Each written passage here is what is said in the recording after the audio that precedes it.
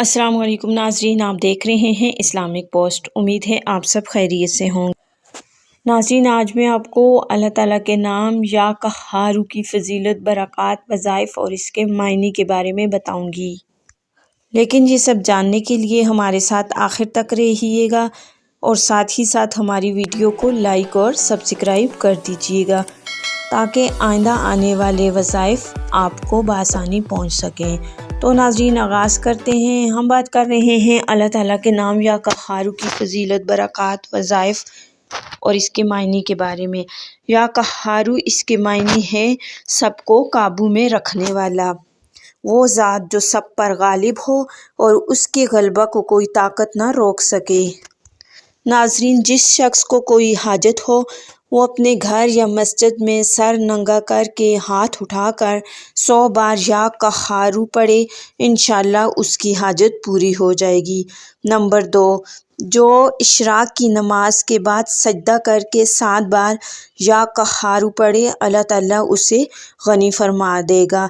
Number 3, जिस शख्स को दुश्मनों से ख़तरा हो वो सूरज निकलते वक्त और रात के आखिरी हिस्सा में दुश्मनों की हलाकत के लिए 100 बार ये पढ़े, या जब्बारू या कहारू या बतशल शदीद।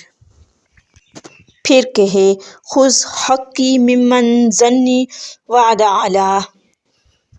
नंबर 4, जो शख्स दुनिया की मोहब्बत में गिरफ़्तार हो वो कसरत से इस इसम को पढ़े, इंशाअल्लाह ताला दुनिया की मोहब्बत जाती रहेगी और अल्लाह ताला की मोहब्बत पैदा हो जाएगी और उसका खात्मा बिल खैर होगा। नंबर 5, जो किसी जालिम से डरता हो वो इस इसम को फ़र्ज़ नमाज के बाद 306 बार पढ़े, अल्लाह ताला उसे अमन में रखेगा और दुश्मन पर गालिब होगा, हाकिम मेहरबान होगा और खौफ दिल से जाता रहेगा।